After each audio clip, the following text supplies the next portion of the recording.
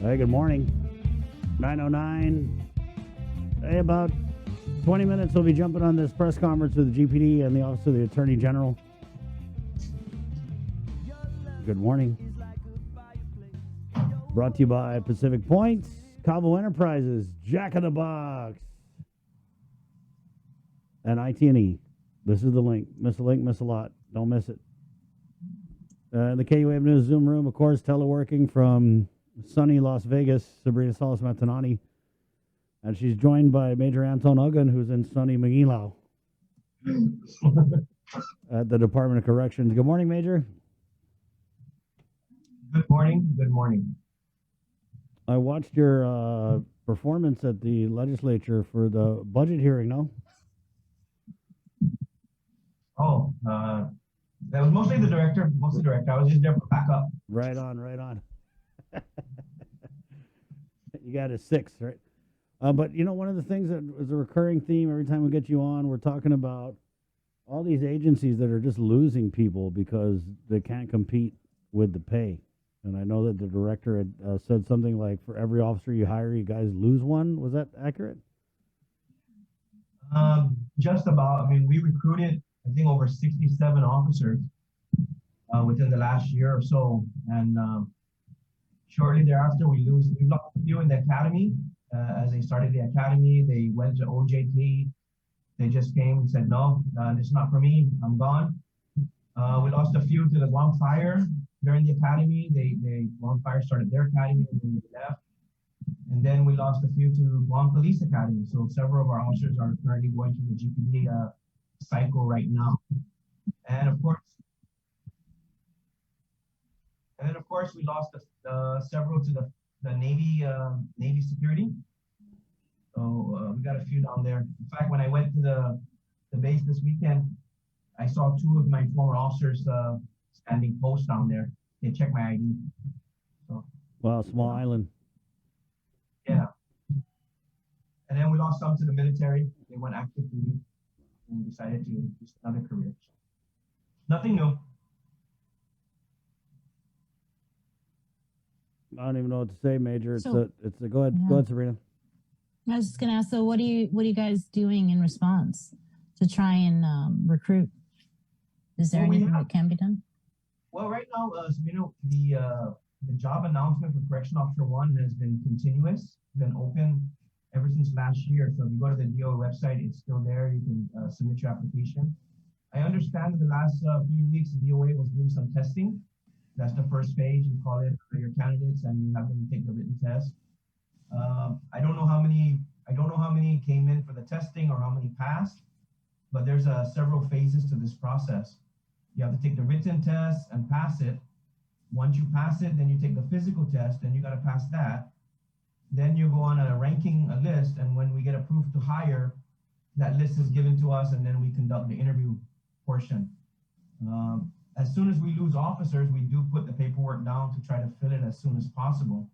But the process is it takes a while to get that process going. Plus, you still have the background check, where it could eliminate some polygraph, psychological. Then you have the academy that can take a couple 12 weeks or so to do the academy. It's a lengthy process, and again, the recruitment is ongoing, and it's not new. I mean, I've been here, like I said, I've been here 27 years, and I'm the only one left in my cycle. And out of the first almost 25 people got hired, I'm the only one left of my cycle here. But we just got to keep moving forward. The director did work with DOA and trying to get an incentive pay, and it's designed to recruit and retain officers 25% on top of their base pay. And we just need the funding for that particular program. It's going to cost us about $2.5 million a year to roll that particular incentive out. But again, we try to train them, but it's hard competing with all the other different agencies out there. What's the incentive program again? There's a 25% incentive pay that we are working on. Well, it's actually been approved. We're just trying to identify funding for it. And so if you make 13.44 an hour, you get your 10% hazard pay on top of that. But then we're also trying to get the incentive pay of 25%. So on top of your regular pay and your hazard, you get the 25% incentive pay. And that's to retain and recruit and retain officers. Okay. Is there an update on the testing, or not testing, but the vaccine over at DOC, the vaccination? Yes. We've vaccinated just about 400 offenders. 400 prisoners have been vaccinated. We're trying. Our goal, Sabrina, originally was like we were trying to hope for at least 85%, but after speaking with management, we're gonna shoot for 100%. We need to get all these inmates vaccinated, and once we do that, then we can look at opening the visitation. Right now, the director is very clear. We want everyone vaccinated, and then once they're vaccinated, then we will look at opening the visitation. And also, when we open visitation, just to give everyone heads up, the family members that are going to visit, it's not going to be the same as it was before. We're still working out the details, but it's going to be limited time, and the family members that visit need to be vaccinated. Okay, so we're going to have to ensure that the family members are vaccinated when they come in, and that all the inmates who are receiving visitation are also vaccinated. So until that happens, we're not going to open up visitation at this time. Again, we cannot afford any missteps. We cannot afford for any outbreak, a second outbreak in this prison. And we're going to do what we can to make sure that doesn't happen. Okay. Any update on contraband? No, we pretty much had a last 2 weeks, pretty slow week. We did find one item that was thrown over on the perimeter. I want to say a week and a half ago, maybe. Copenhagen and some other stuff that we intercepted. We tried to make it over our perimeter. Then we confiscated and turned it over to GPD. We don't have any suspects, of course, of who did it, but again, we're continuously trying to prevent it from coming into the facility. I have to ask: do the inmates and the detainees know that their phone conversations are being recorded on Paytel? Because we don't tell them. Hearing Don't about tell this them. one case, it's going through district court, and the individual he's made several phone calls to people outside, his mom, I guess you could say.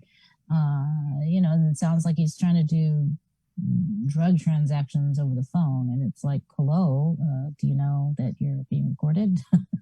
We have had this inmate phone system in place for more than 15 years now. The one we're working now is a newer system because in March the old went down, but it's the same concept. And when they pick up the phone, it has a pre-recorded message that the party that is receiving the phone call and the inmate will hear.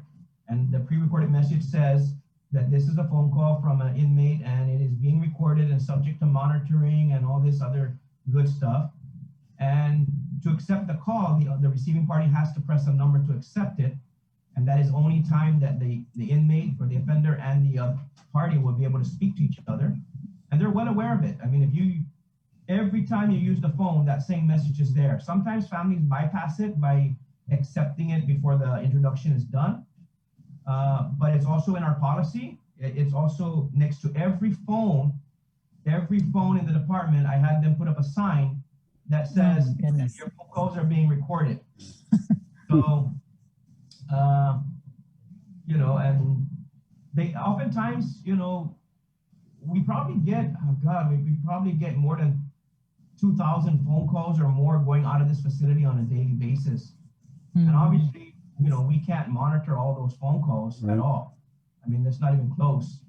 But when we do get reports of something or some kind of suspicious, we can look into it. Oftentimes they speak in code. They have their own language and code of how they identify things. So you have to be keen on what they're talking about. Right. Because sometimes it can be in, again, it's just the family that are doing this. Sometimes just the family, the moms, the dads, the wives, the sisters and brothers, they're the ones all encouraging them or to continue with their criminal behavior. And right.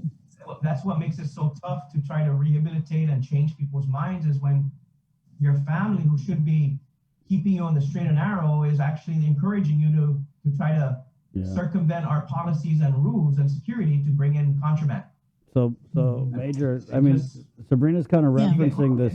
Get caught, so now he could face longer sentence for that. Right.